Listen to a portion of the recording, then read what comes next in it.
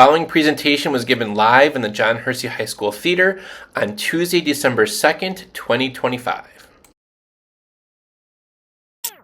What are you gonna do after high school? I don't know, just hang out, I guess. Hang out? Your future is hazy, trying to figure it out. Asking why I'm here, so you question and doubt. It's your choice, so voice it. Whole world your oyster. Can't be dropping the ball when your future's nothing to toy with. Telescope and stay focused. Make a mark and get noticed. Get your degree, thermostat, help me out, floaters. If you wanna fly jets, you should go to college. Reach high, cash checks, fill your head with knowledge. If you wanna watch paint, don't go to college. But for everything else, you should go to college. You can study engineering. They be building robots, build bridges, commute. You can get your walk on, be a math major, hop a moon crater, be an astronaut, be up in the sky like a baby. Finances and science, but you still need a degree. Archaeology, astronomy, but not astrology. No. Flotus on the track. Southside Chicago, we all know we had to do overtime every night to make it tomorrow. And everyone could really make their dream true. Hey kid, listening in Michigan, that could be you. But a dream is just a dream unless you go hard. Einstein put it in time, here's a flow chart. Naturally it won't happen magically, but you can change fantasy into reality so dramatically. If you wanna fight crime, you should go to college. If you wanna write rhymes, fill your head with knowledge. If you wanna stare at grass, don't go to college. But for everything else, you should go to college. Better make room! We coming! We're applying! That paper is not getting thrown in the garbage! You go to college! All right. Thank you everyone for coming. That was just one example of some way that you might answer the question. So you want to go to college? And this is really loud, so let's see if I can turn it down. I probably just put up. Hello. Okay, well, try your best here. If not, I'll just use the handheld. Is this too loud? You good? All right, I can hear in the back. Okay, sounds loud to me. Maybe it's just hearing my own voice. How many of you are freshmen? Raise your hand loud and okay. How many of you are sophomores? Okay, decent mix. Either group, how many of you are the oldest or the first of your siblings to go to college? Whether you're the twins or whatever, but you're the oldest or only. Okay, so most of you. That's usually kind of who comes tonight. And again, I thank you all for coming out tonight on this really, really cool night where we're going to kind of answer this question. So, do you want to go to college? And maybe it's how you phrase it. So you want to go to college? Or, so you want to go to college? Or we'll kind of look at it in a couple of different ways. Before we get into that, though, I do want to mention that my role, I'm Mr. Chocola's the post-secondary counselor, and post-secondary is the word that we use to talk about everything that's after high school. So, you might be asking, so do you want to go to college? And you might be like, yeah, college, but I just want to make sure that everyone hears me that I'm here to help you with all plans for after high school. So if after this or next year or 2 years from now, your answer is so do you want to go to college is, no, actually I don't. That's okay, I'm here to help you with that too. And so sometimes I think there might be a misconception or something that we're only here to help with college, that we are demanding you go to college, expecting you to go to college, forcing you to go to college, and that's not the case. Every year, though, at least the years I've been here, this is my 7th year here, about 95% of Hersey graduates do go on to some form of college. So since that's the case, I want to make sure that that group of students and families are ready to go. They understand what they need and how to get there. And again, if that's the plan, I'm going to walk you through it from now through the end of senior year. So what I hope to do tonight is kind of go over some of the basics, the baseline information, build a good foundation, and then junior year we'll get more specific into building that list and how to go about doing that and some do's and don'ts. And then hopefully you'll go in, to senior year ready to apply, and I'll walk you through that whole process as well. Okay, so you're here for this presentation, so you probably want to go to college. Wait, oh, there we go. College. You want to go to college. Only the parents might get this one. Students are like, what is this guy doing? Okay, why are we talking about this now? Why are we talking about this now? As I said, it's a progression, right? We're talking about this now, so that junior year we can do this, and senior year that we can do this, and senior year is going to be time to apply by November 1st, basically. So not even all of senior, I mean, you have all of senior year, but the majority of people apply by November 1st. One of the ways that you might apply is through something called the Common App. And this is a screenshot from last year where, despite the fact that probably most high schools are walked through this from freshman, sophomore year, there were still literally hundreds of thousands of applications being submitted like in the last couple days leading up, and even thousands the last minute or two that it was due. And you're like, well, they don't have, all the resources Hersey has. Hersey's way on top of it. Here's our seniors this year. This is a true snapshot of our class of 2026.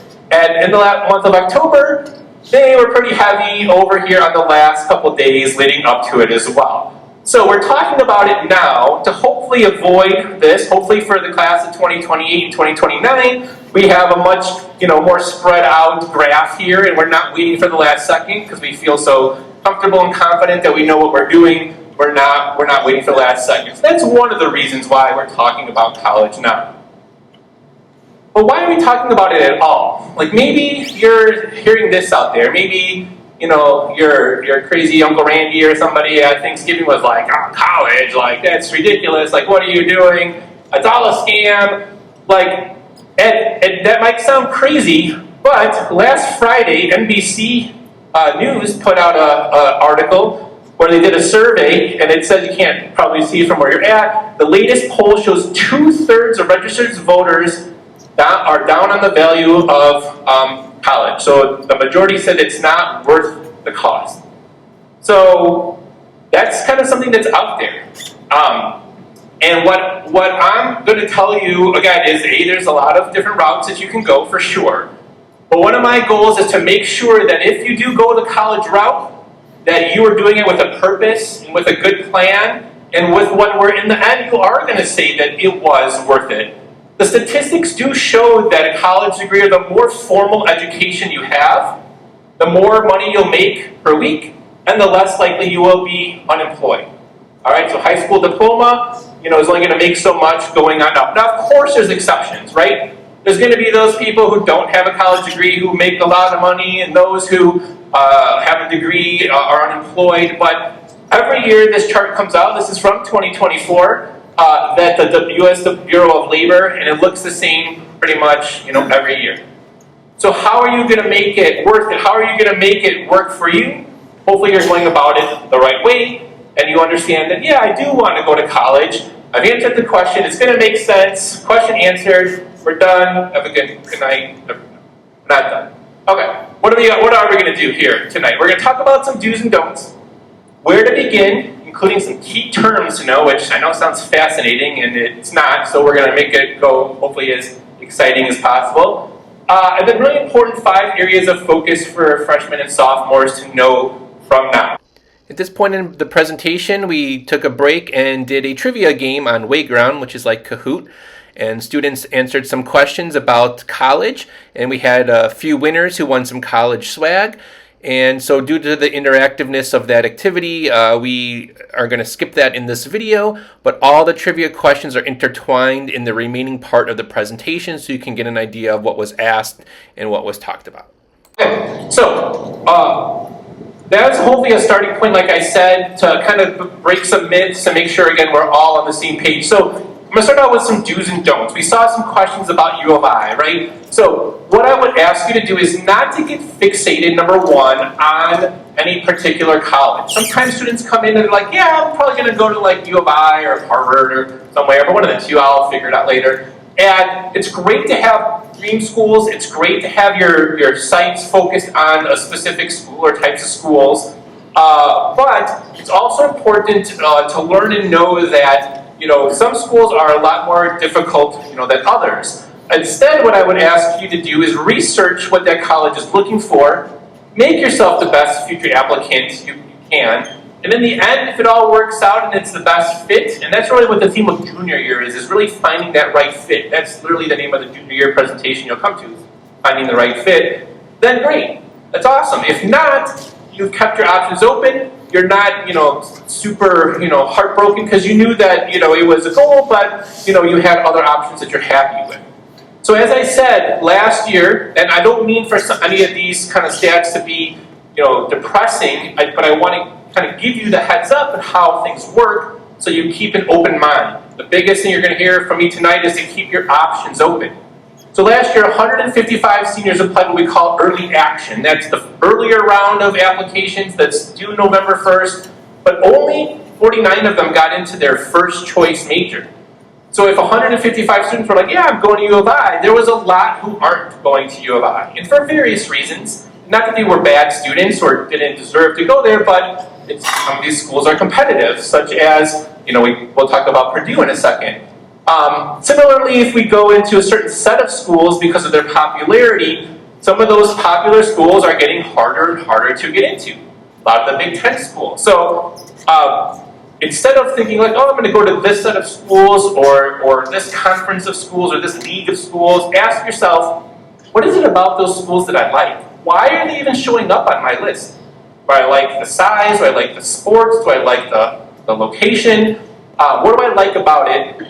And besides those schools that I can focus on and I can, have on my radar and plan, are there any other colleges that are similar, maybe in the atmosphere, but maybe aren't as selective or aren't as expensive, or as, so on and so forth?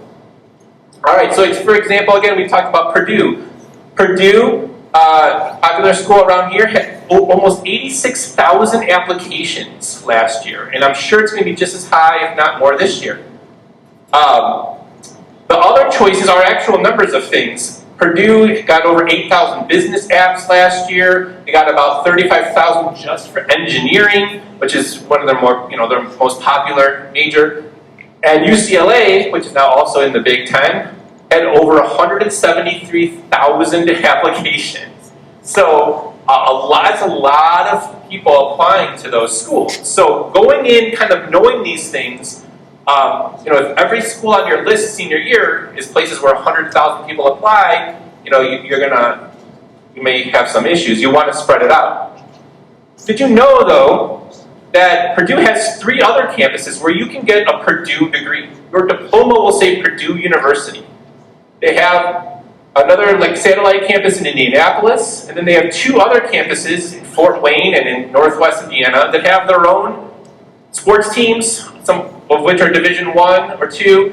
They're easier to get into, cheaper to get into. Now, is the experience of those campuses going to be the same as the Big Ten West Lafayette campus? No, it's not. Let's not going to pretend it is. But again, what's your ultimate goal? If your goal is to get a Purdue University education, you can get your diploma to say Purdue University, nice and big at the top, at any one of these places. And whether you do your whole diploma there, or maybe you start at a satellite campus and then transfer to the main campus, these are options to maybe consider as you go along. Illinois does have 3 campuses. We have Urbana-Champaign, we call it kind of our main flagship campus, but there's University of Illinois at Chicago, and there's University of Illinois at Springfield. Again, all of them are in the same system. Your diploma says University of Illinois in all of them, but they all have different experiences, different costs, different admission requirements, and things like that. These are just some of the other states that have a setup like this. There are more, but just to give you an example, again, a lot of people think of University of Wisconsin-Madison as being like the main Wisconsin campus, but there's 12 other campuses in their system as well. This was an interesting one that I like to show as well, where people say college is impossible to get into these days, and it's just ridiculous, and what are they supposed to do? About half of the schools in the country admit 2/3 of the people. That means most schools admit most students. What happens is the media or community or different people get focused and fascinated with a small set of colleges. And those are the ones that make the news, how impossible it is to get in and all this stuff. But that's just a small, zoomed in percentage of all the schools out there. So there are lots of schools out there that you, with solid grades and things, can get into for sure. But you have to keep those options open. If you're only focused on those small set of schools that are really hard to get into, then you're going to be saying those things at the end, but it's not true of college in general. So hopefully that's a little more of a positive spin to all this, that there are lots of schools that will admit you. So what is the point? What is the point of me telling you all these things, telling you, I'm not, again, dissuading you from going to the main campuses or the popular schools if those are the right fits for you, but I want you to keep your options open, because sometimes we focus on those schools that are very selective or very well known or high in the rankings, and my junior presentation talks about why the rankings are a bunch of nonsense. But there are a few books here that have been out for a little while, and you can find them at your library, or you can find them, we even have some you can borrow. The two on the left talk about how admissions, especially at more selective schools, work. What goes into it, what are they looking for, and you'll see by reading these books that a lot of the things are outside of your control. You could be a straight A student, the nicest kid in the world, perfect test scores, all this stuff, and you still may not get in. And it's a hard thing for students and parents to understand, like, wait, what? What did I do wrong? The answer is nothing. It's just not how it works. A lot of times, going up through elementary school and into high school, you know, sometimes students, you maybe have never been told no. You've made every team, you've made every play, you know, whatever, and now it's all of a sudden you're like, wait, you're telling me no? And it's not, again, because of anything you did wrong the last, at that point, 17, 18 years of your life. It's just how it all works. So if you understand kind of how it works, you might understand why, you know, why they have a balanced list or differentiated list. On top of that, though, these books on the right talk about, you know, people make a big deal out of Ivy Leagues and very selective schools, but if you look at successful people, whether it's business people or politicians or whatever, it didn't necessarily matter where they went to school. It's what they did with their life, right? So you're going to get out of your college experience, your high school experience, whatever you put into it. So it doesn't matter what college you go to, if you knock it out of the park, you get great grades, you build great relationships, you do great internships, you get good experiences, you will be successful. Okay? So don't think like you have to go to this school to get where you want to go. Initially, are there some perks, maybe some alumni, some whatever? Maybe. But in the long run, if you have what it takes, you'll be successful no matter where you go. And maybe parents think about this or talk to your kids later. Those of you who work in a place that have anything to do with hiring or your coworkers, do you know what college all of your coworkers went to? You talk about, you know, like that a lot. If you hire people, how much do you look at the actual name of the school? Or are you looking more at their resume or their recommendations or just their interview of who they are? And a lot of people I've talked to are like, you don't really even look at the college name at some point. I want to know, can they do the job? And are they going to be a pleasant person to work with or not? All right, so where do we begin with all of this? I want you to think of this process like a funnel, okay? I want you to start in the wide part of the funnel with all these options on the table, including non-college, right? So again, if you're like, so you want to go to college? Maybe, probably, but what else is there? What other choices do I have? There are other choices, like I showed you before. Do not start down here at the narrow part where you're only focused on a couple things. Sometimes not only does that lead to disappointment in the admissions process, but it leads to a high school experience that's less than fun. Course selection's coming up, right? Freshmen, you just heard the presentations, what was it, yesterday and today, I believe? Is that right? You're going to pick your classes, you're going to meet with your counselor very soon. Sophomores, I think you did this already. Correct me if I'm wrong, right? Mr. Haas, yes, thank you. Oftentimes, counselors get the question, or students or parents come to me like, you know, do I need to take this for this school? Or should I take all these classes for, you know, to get into this school or that school? And when you go do your high school career, you know, focused on like a small subset of schools, you're often taking stuff that you don't want to even be in, and you're miserable going to class each day. What's the point of that? That's not fun. So take what you want, you know, look at all your options. Yeah, have a plan. You know, if there's certain colleges you have on your list and they want 2 years of a language or something like that, then take 2 years of a language. But in the end, if you are miserable going to high school every day because all you're doing it for is the possibility of getting into 1 or 2 specific schools, you might look back and kind of think, what did I just do like the last 4 years? And that's not fun. So start at the big part of the funnel. All right. We're going to talk about the most fun part, as you can see, how fun it's going to be here. Some of these basic vocabs, and why are we talking about it? So nobody get up and leave just yet. We're going to talk about it because it's going to help you have a more focused search down the line, talk to people, have a plan. Some of those questions that a lot of people got wrong, part of that is maybe you didn't understand what the question meant or what the words were, and just have a better understanding of all the info. How many of you are already getting college emails or mail from schools? Anybody yet? Yeah, quite a few. Maybe that's more the sophomores, could be freshmen too. If you're reading them, you understand what all the stuff is in there. And speaking of that, are you reading them?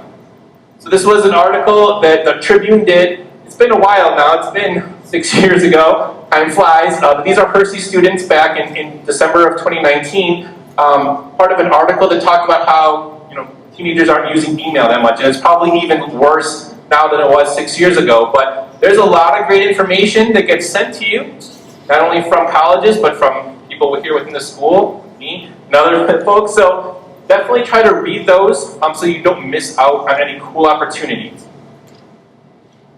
I can't stress that enough. And unsubscribe or delete, colleges or other things that you're not interested in. Don't unsubscribe to me because that's not nice. Okay. All right. So a couple things. Some popular questions I get. What is the difference between a college and a university? That's seems kind of basic. Are they the same? Is one better than the other? I've had students say, oh no, I have to go to a university. I can't go to a college. Maybe you don't understand the difference. So we usually use the words kind of interchangeably. And really all it comes down to is how they're set up. So colleges might be a little bit smaller. They may not offer graduate degrees or post-grad degrees. They may have smaller departments versus a university that's typically a little bit bigger. So I'm not going to read all of that, but basically one isn't better than the other. It's just how are they set up. When I say they might only offer undergraduate degrees, that's who you are going to be when you graduate high school. You will be an undergraduate student. Sometimes students are like, I just graduated high school, so I must be a graduate. No, you're an undergraduate student, and that's the person who's going for their first degree or their bachelor's degree, which we'll talk about in a second.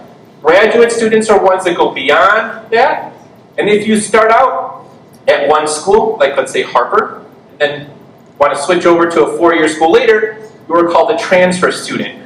Why do I bring this up even? Make sure when you are looking at information online, admission requirements, costs, things like that, that you are looking at the undergraduate admissions information. You're not looking at graduate or transfer because it can all be different. All right. What types of schools are out there? Again, those college or university that we use interchangeably that have those bachelor's degrees. That's again the first degree. The bachelor's degree is what we usually call a 4-year degree. A master's degree is usually next. That's a little bit higher. A lot of colleges are offering a combination bachelor and master's degree. So something to kind of keep in mind if you have long-term education plans. And then the other kind of school to look at is the community college, or we call it our junior college. We call it 2-year school, where you can get an associate's degree or a certificate. An associate's is basically the first half of your bachelor's degree. It's all the general ed classes will look very similar to high school: math, English, science, social studies, and then a couple of the entry-level courses in a certain major. And then after you hit all those basics, you can stop there and get your degree and move on, or you can transfer to a 4-year school and take the upper-level classes in your area of interest and get your bachelor's. Again, another question I get is public or private? Is one of them better than the other? All it comes down to is how are they funded? Public schools, just like Hersey's a public high school, are funded mostly through tax dollars. So if you live in the state, you're already sort of paying for all of our public universities. So there's 12 Illinois public universities, plus Harper, if you live in Harper District, like most, if not all of you do, you're already kind of paying for those. So that price for you is going to be a little bit lower at the start because you've already sort of contributed to it. But because the school is tied to these tax dollars, they can't just give out scholarships and grants and free money to anyone, everyone they want. They have to stick to the budget or else they'll be kind of in trouble. All right? So oftentimes they're a little bit bigger type schools. On the flip side then of that is if you try to go to a school in another state that you're not part of and you're not paying taxes to, it can often be much more expensive because that state's going to be like, well, you haven't contributed anything to our school yet, we're going to charge you quite a bit more. Some colleges aren't so bad. They may be very close. Other schools, especially some of those popular selective schools, could be quite a big difference, right? So University of Michigan, you don't live in Michigan, you're an out-of-state student, it's going to cost about $80,000 to $90,000 a year to go there. Versus, if you go to Eastern Illinois, it's going to cost $24,000. So it's be like fourth of the cost almost, right? So again, not every out-of-state school is like that, but kind of keep that in mind. Private schools are not funded by tax dollars. They're funded by donations and your tuition and so on. So their sticker price is usually a lot higher. Oftentimes it's only higher for the prestige factor, because I can't tell you how many colleges come in and they're like, yeah, everyone who's admitted gets a 50% off scholarship. And I say, why don't you just lower your tuition by 50% if everyone gets it? Oh, you're looking better if you're twice as expensive. So don't get too shocked by some of the sticker prices, because often that price can come down quite a bit easy because that school doesn't have to answer to taxpayers or anything like the state budget. They can give money if they have it, however, and to whoever they want. So again, a lot of times, that price can be quite even at the very end. One type of school you want to avoid is for-profit schools. So public and private schools that I just showed, nobody owns necessarily those schools, not one person or a group. No one's getting rich off of those schools. The private schools, they may be run by a religious organization or a board, but nobody's again making a lot of money. They reinvest it back into the school. For-profit schools are businesses. So somebody owns it, whether it's through stocks or whatever, and the more money they bring in, the more money that those owners make. So sometimes that can lead to a little less than great, mission or values and things like that. So these are ones you often see commercials for, lots of ads for, and things like that. They're not necessarily a scam. They're not necessarily all terrible, but I would just be very, very cautious. A lot of times they don't accept federal financial aid. Sometimes they do. Sometimes they don't. A lot of times they promise you things like, oh, instead of going to Harper for 2 years and getting your medical assisting, you can get it for half the time at our school. And that sounds like a good deal, except it's 2 or 3 times more expensive. So we do not allow, it's our district policy, not just here, our district policy in most high schools, to not allow for-profit schools to come visit us, to come to our fairs, just to protect students. Doesn't mean they're all, again, evil. And if you find one that maybe has a niche program that you can't find anywhere else, that might be the best place for you, but just kind of know how they work. So hopefully that makes sense. All right, so that's kind of the basics of the college system in general. A couple of other things I want you to start thinking about from now. Okay, we're not making our lists or anything just yet, but we're thinking about what's important to us or what we might want to learn more about. And one of those things is the location of the school, okay? We break location down into 3 types: urban, suburban, and rural. So urban schools, like DePaul here where I went, is in the middle of a big city. So this is a dorm, this is their soccer, softball field, there's Chicago. This picture is probably taken from the L tracks. It's a very different type of environment to go to college than if you went to school at North Central, which is Naperville. So again, there's the city of Naperville around here, but a little quieter. Or there's not a big city. Everything you want is within those campus perimeter, and you're not taking public transportation to get from your class to the other, like I had to do at DePaul or whatever. So if you're not sure, would I like this city? Would I like more rural? how do I want him to go? Start visiting and check them out. And I'm going to show you some resources in a minute of how you find some options. Another thing to consider is the size of the school. Okay? Size of school can range from a few hundred students, so smaller than your freshman or sophomore class, no less all of Hersey, but your actual class of 20 and 29, up to, College Board use says large is more than 15,000, but some of the larger schools have 60, 70,000 students, so the size of like Arlington Heights almost, and everywhere in between. And so your experience at those different size schools is going to be vastly different. Is one better than the other? No, but it depends on who you are. So part of this process, this first couple years of high school, is to really figure out what kind of environments do I enjoy being in, am I comfortable in, do I like learning best in, and so on. So I'm going to play a quick video that kind of talks about size a little bit more, and so I can just take a quick voice break, but it breaks it down pretty nicely. How do I decide what size college is right for me? If you can tour some colleges in your area, especially schools of different sizes, that can be one way to get a feel for what size college is right for you. But there's actually an even easier way to begin figuring out whether a small, medium, or large size school is the right fit. To figure out what size college is right for you, ask yourself one easy question. Who am I? Okay, I know that sounds like a huge question, so let's break it down a little further. Who am I meaning, who am I as a high school student? Meaning, what classes do you enjoy the most? The ones that are really big and lecture-oriented, or the ones in which you break up into small groups for discussion? Do you like classes where you can have close mentoring from a teacher, or do you prefer to be more anonymous? Think about what you like to do for fun. Do you gravitate toward all-school activities like football games and pep rallies? Or do you prefer to start your own club or join groups that are more intimate? Or maybe you're somewhere in between. If you go to a small school, think about how you feel about an environment where you know almost everyone and where almost everyone knows you. Do you like it? Hate it? Or if you go to a big school, maybe you love the feeling of being part of a crowd, or maybe you're ready to downsize. My point is, looking at your life right now, understanding the kinds of situations where you flourish, or on the flip side, where you don't do well, can help you figure out what size college will be a good fit. Did that trivia we played, did it tell you the answers on your phone afterwards? Sorry?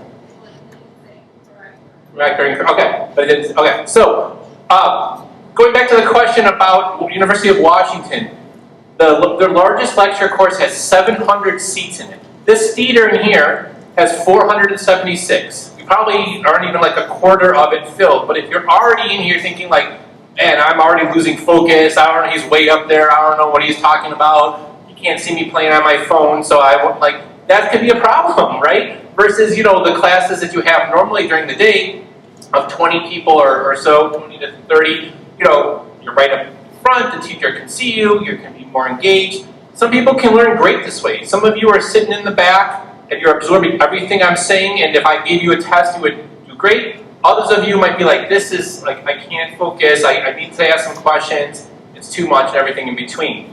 So keep that in mind. One of those questions you can ask when you're researching or when you go visit is like, what are the largest classes, what's the average class size, and so on and so forth. By the way, what was the class that went in there? It's dinosaur.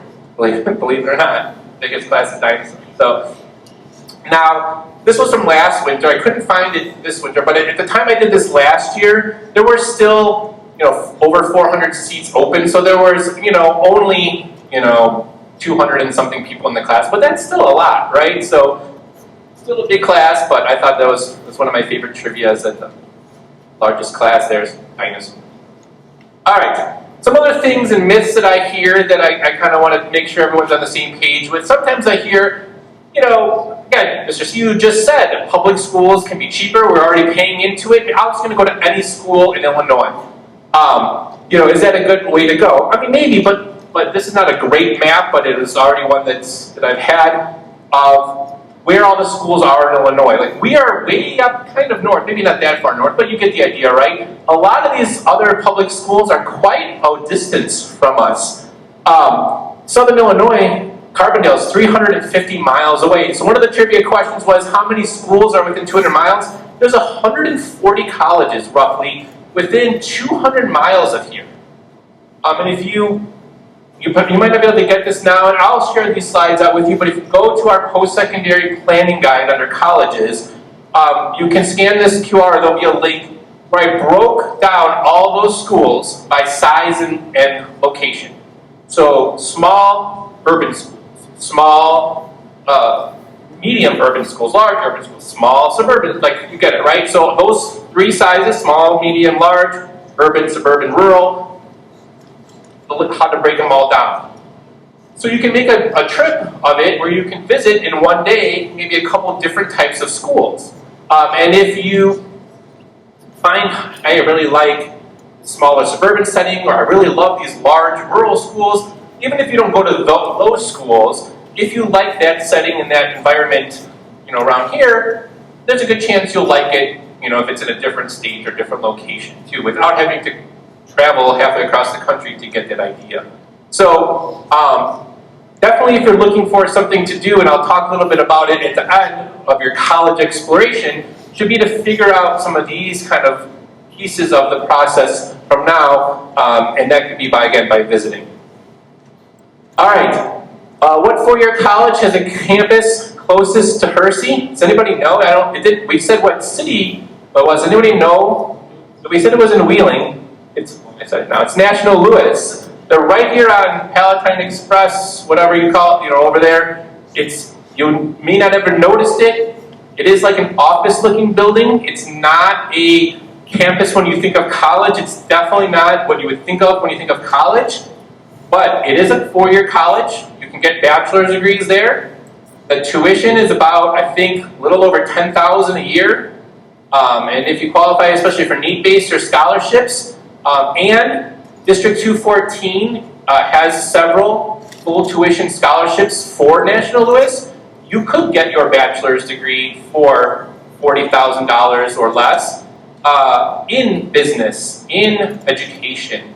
They have a nursing program now. It's possible to, again, when we go back to, is it worth the cost, you have to kind of decide, what are my goals, what do I want? When you're picturing college, are you picturing going in basically an office building and basically a couple floors? Probably not. That's not for everyone. It's definitely not. But it might be for you. It's an option to have out there. So I kind of want to make sure you're aware of these kind of options. All right. National Louis would be a school that you would commute to. So you could save anywhere from $9,000 to $15,000 a year by living at home, as much as all the students wanted. Sure, they're dying to stay longer.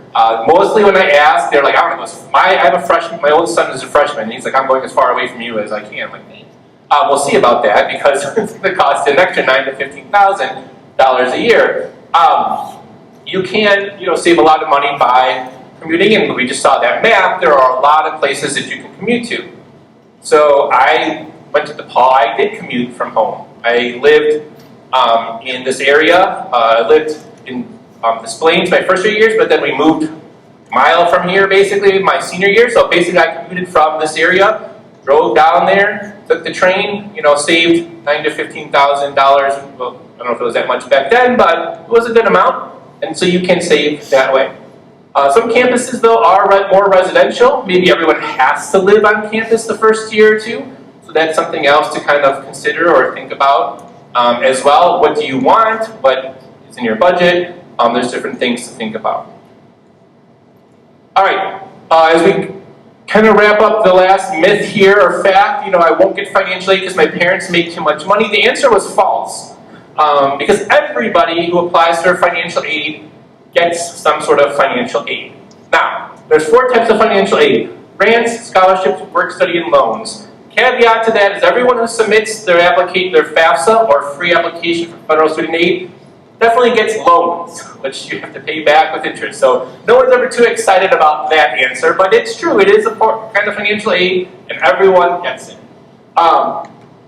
We won't talk too much about the FAFSA or anything now, but it is a public school graduation requirement. We have won a gold medal from the state 5 years in a row. That's how long they've been giving medals for completion. So our families have been awesome doing it. And we'll talk more about it junior and senior year, but there are lots of different types of financial aid, and so I hope you will apply when it's time for all the types that are out there, whether you think you qualify or not, because the federal government looks at it differently than the state, than the college, and so on. So you might be surprised that you end up with free money that you don't have to pay back, but everybody will have access to some kind of financial aid if they apply for it. So, all right, that was the vocab. Woohoo, we're ready to go. Almost. All right, what time are we at? 7:55.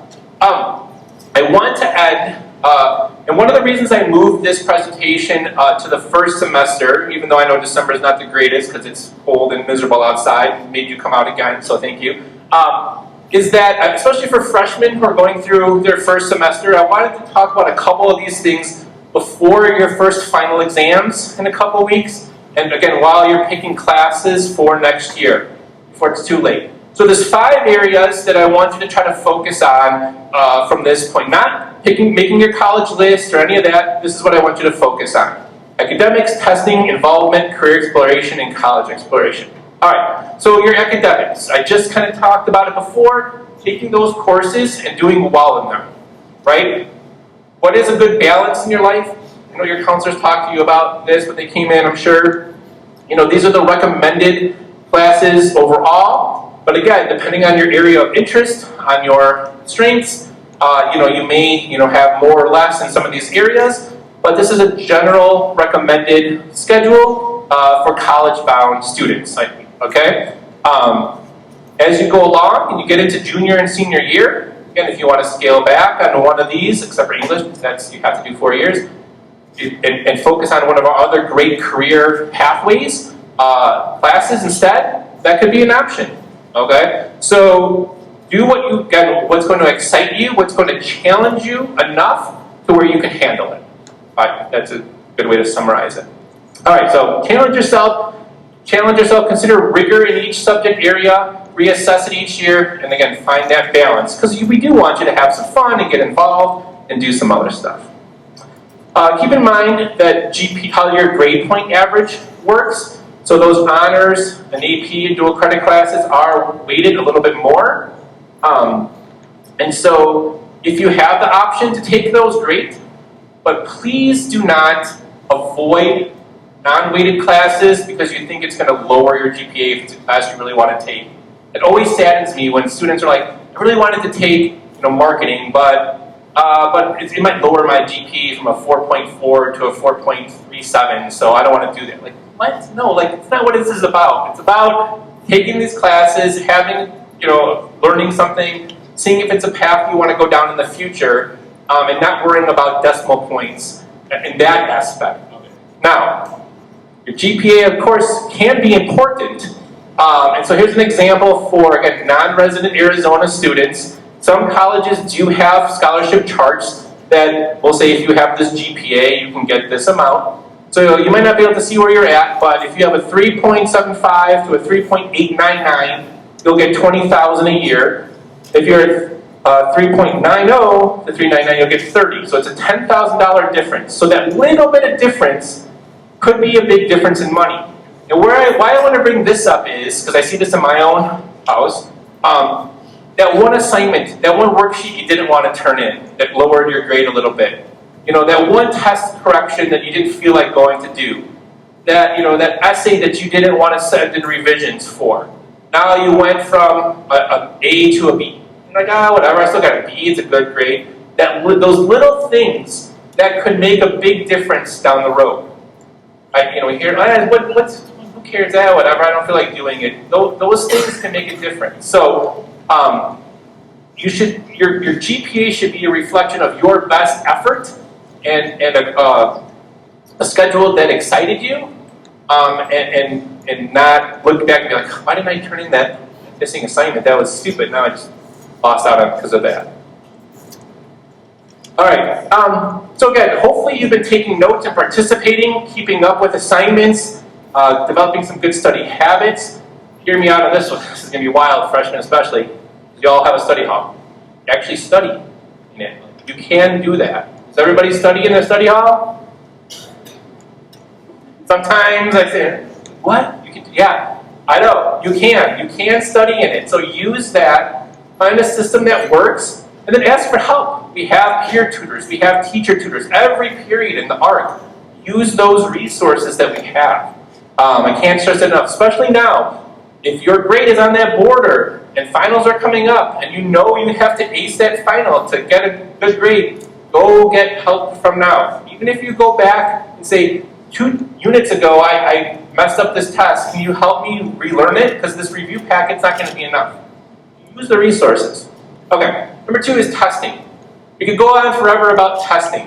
What I want to say about testing is take the tests you need at the appropriate time and do your best on them. So the required tests each year, was now that we're doing ACT, is you'll take pre-ACT tests in April of freshman year, sophomore year, and then in junior year, you'll take the actual ACT in April. It is a graduation requirement by the state. Also, you have to take it at school that one day, or else it's required, but it's free, and so on. So these are the only tests you really have to take. Any other tests, any other ACT tests are optional. The test is meant to be taken during the spring of your junior year. I know sometimes students want to see how they're doing, so they take it freshman year or sophomore year, but you don't have to. And you can wait until that April ACT junior year, see how it goes, and if you have the score you need, great, and if not, you can take it between then and even into senior year and still have it count for college applications. So some of the other optional tests, the National Merit Qualifying Test is in October of junior year. I would say if you're not typically a top 90th percentile tester, there's really no other need to take that test. We don't take the SAT in school anymore here, so it's not like you can not even really a practice for that anymore. It's really to see if you qualify for national merit. It does cost money, it's up to you, but oftentimes students are like, why did I take this test? It didn't do anything for me. I can't submit it to colleges, I didn't get national merit, why did I do it? But it's up to you. Again, you can take tests, ACT or SAT. Every college that requires or asks for a test will take either one. So don't feel like you ever have to take the SAT. AP exams, again, one of the reasons you take an AP class typically is to take the exam, so that's probably your best bet. I do want to note that currently there are more than 2,000 four-year colleges in the United States that don't require an ACT or SAT to apply or be admitted. It's called test optional. Usually if you want to submit your score, you can, but you don't have to. So one of those questions was, ACT is the #1 thing looked at? It's definitely not. The #1 thing is your courses and your grades, your transcript, your day in and day out work, not a couple-hour test in one day. A good test score can definitely help. Some colleges do require the test score, but it's not something that you should spend hours and hours and hundreds of thousands of dollars on. That's my opinion. You can disagree with me later, but that's what I would say for that. Okay, #3 is involvement. So we have a lot of school activities. So you can get involved in the community, you can get a job, but one of those things that comes up all the time, you can ask any college, they're looking for quality over quantity. You do not have to do everything under the sun. If you find one thing that you're passionate about, that takes up a lot of your time, that you do all year round, over the summer, it could be a sport, it could be theater, it could be whatever, but you love it and you do it all the time, there's no time for anything else, that's great. That's who you are, what you love to do.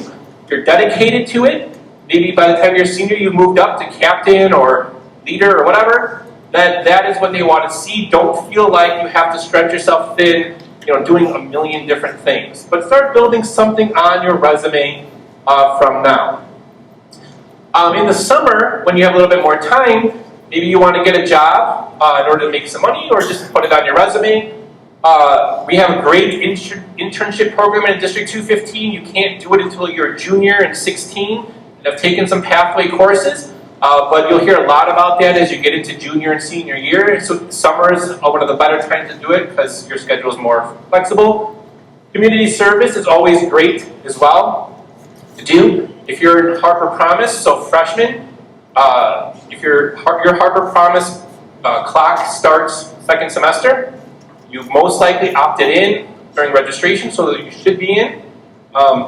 And so you'll have to start with your community service and make sure you're attending school and all that great stuff. But for that, and just in general, community service is always nice. And there are college enrichment programs that can help you with career exploration or other things. Some of them can be very costly. Some of them can be free. None of them really directly boost your chances of admission to those places, but they can provide you with a good basis for recommendations or for essay topics or things like that. So if you can make it work with your budget and your schedule, definitely check them out. We have some links on our Post-Secondary Success Center website of summer programs that you can look for. Career exploration can be done in a lot of different ways. No one is expecting you, and I apologize if it comes off this way at times here or wherever, that you should know what you want to do with the rest of your life from now.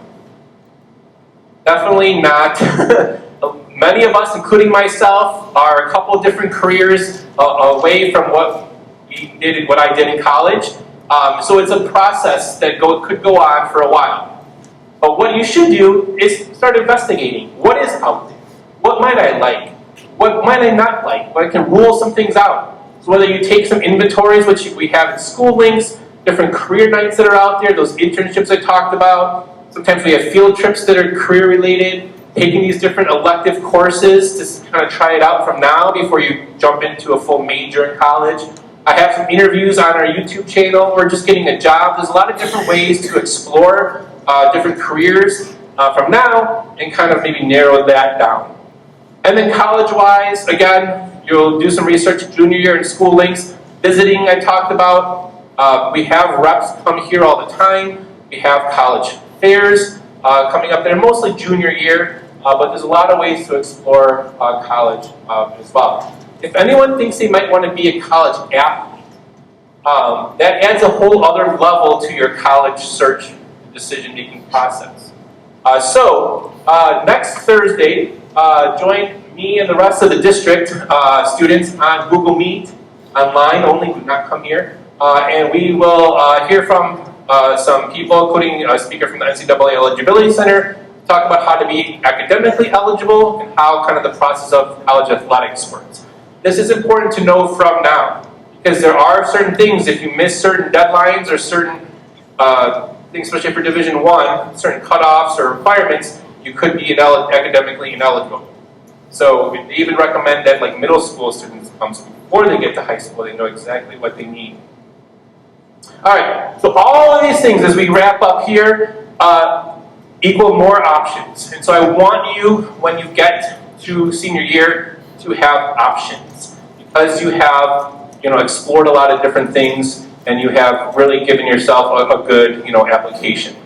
All right, so to recap, start at the top, not at the bottom. And finally, some questions sort of to ask yourself as you leave here.